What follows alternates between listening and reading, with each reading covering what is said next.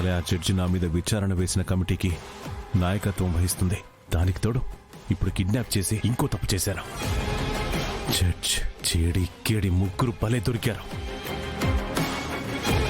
First time నా మీద నాకే అసహ్యం కలుగుతుంది యువరాజ్. కనీసం ఒక్కరిని కూడా చంపలేకపోయాను. బాయ్, బాధపడకండి. మీరు ఎగిరి గంతేసే ఒక విషయం చెప్తాను. ఏంటి యువరాజ్, చెప్పు. అది మీరు వెతుకుతున్న జేడీకేడీలో కేడీ, నన్ను ఇంట్లో ఇబ్బంది పెడుతున్న కేదార్ ఇద్దరు ఒక్కరే బాయ్, ఒక్కరే బాయ్, ఒక్కరే.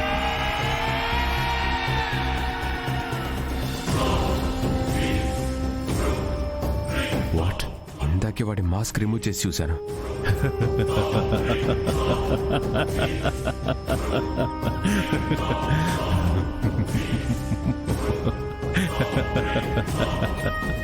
Thank you Yuvraj, thank you.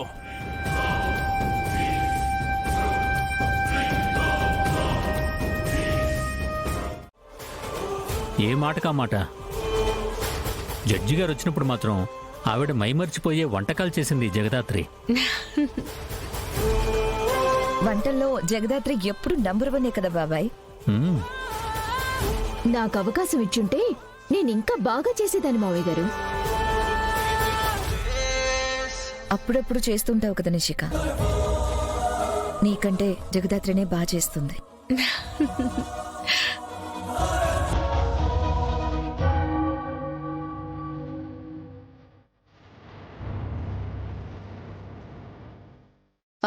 యాడికి పోయిండావురా అబ్బోడా? రా భోంచెద్దు గాని. హ్యాండ్ వాష్ చేసుకొని వస్తాను.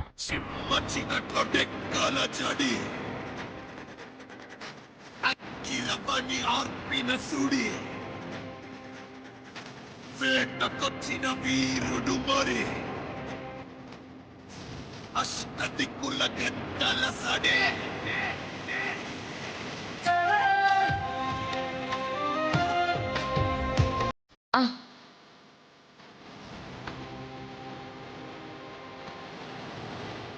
టీచర్ ముసుగులో ఉన్న పోలీసుడు వీడు. కేదార్గా ఇంట్లో వారసుడి స్థానంలో ఉన్న నన్ను పక్కకి పంపించి వీడు ఆ స్థానంలోకి రావాలని చూస్తున్నాడు. కేడీగా మీనంతో సంబంధాలున్న నన్ను చంపాలని చూస్తున్నాడు. ఎలా చూసినా వీడితో నాకు ప్రాబ్లమే. వీడిని ఏదో ఒకటి చెయ్యాలి. ఏంటి, కేడీ కేదార్ ఒక్కడే అన్న విషయం ఇంట్లో చెప్పాలని ఆలోచిస్తున్నావా?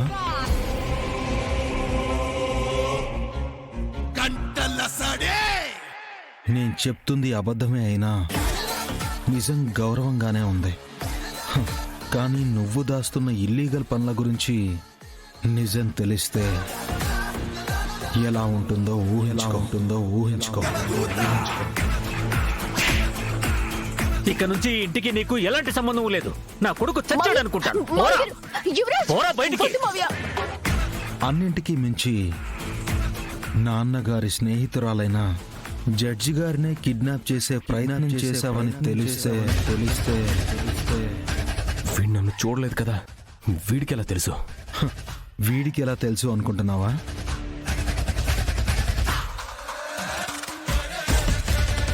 ఫేస్కి వేసుకున్న మాస్క్ తీసావు గాని బాడీకి వేసుకున్న డ్రెస్ మార్చకుండా వచ్చేసా.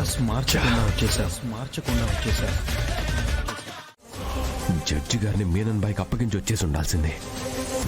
తప్పు చేశాను. ఇప్పుడు వీడికి భయపడుతూ బతకాలి.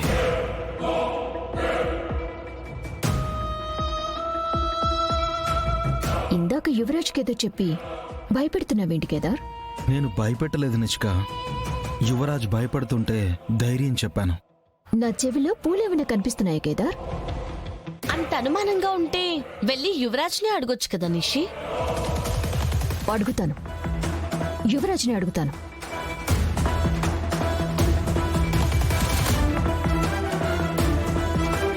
ఏంటి కేదార్ విషయం? ఏం లేదు దాత్రి, యువరాజ్ నా గురించి నిజం చెప్తే ఆ తర్వాత ఏం జరుగుతుందో క్లారిటీ ఉంది. సో నా విషయంలో నోరు విప్పడు. అయినా సరే మనం కొంచెం జాగ్రత్తగా ఉండాలి. యువరాజ్ ఇంట్లో వాళ్ళకి చెప్పకపోయినా ఆ మీనన్కి ఎప్పుడో ఒకసారి చెప్పే అవకాశం ఉంది. అవును దాత్రి.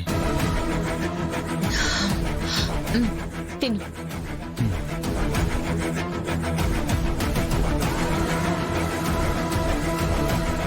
ఏమైంది యువరాజ్? ఏమైంది? ఏం కాలేదు. అయినా ఎందుకు అలా అడుగుతున్నావు? ఈ మధ్య నీ ప్రవర్తనలో చాలా మార్పులు కనిపిస్తున్నాయి. కేదార్ జగదాత్రులను బయటికి గెంటేసిన నువ్వే మళ్ళీ ఇంట్లోకి తీసుకొచ్చి పెట్టావు.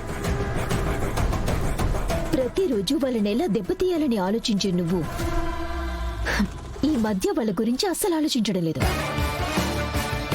కేదార్ని చూసి రగిలిపోయి నువ్వు ఈ మధ్య కేదార్ని చూసి భయపడుతున్నావు.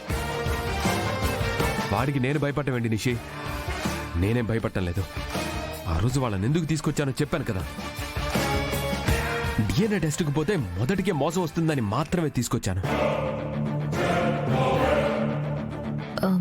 మరి ఇందాకేంటి అంత వినయంగా మాట్లాడుతున్నావు? నిజం చెప్పు యువరాజ్, నువ్వు నా దగ్గర ఏదో దాస్తున్నావు. నేనేం దాయట్లేదు నిషి. ఇంతకాలం వాడిని ఇంట్లో నుంచి వెళ్ళగొడితే చాలనుకునేవాడిని. కానీ ఇప్పుడు ఈ లోకం నుండే వెళ్ళగొట్టాలని అనుకుంటున్నాను. అందుకే మేకవన్నె పులిలాగా వినయం నటిస్తున్నాను. టైం వచ్చిన రోజు కేదార్ని లేపేస్తాను. ఇంతకు మించి వేరే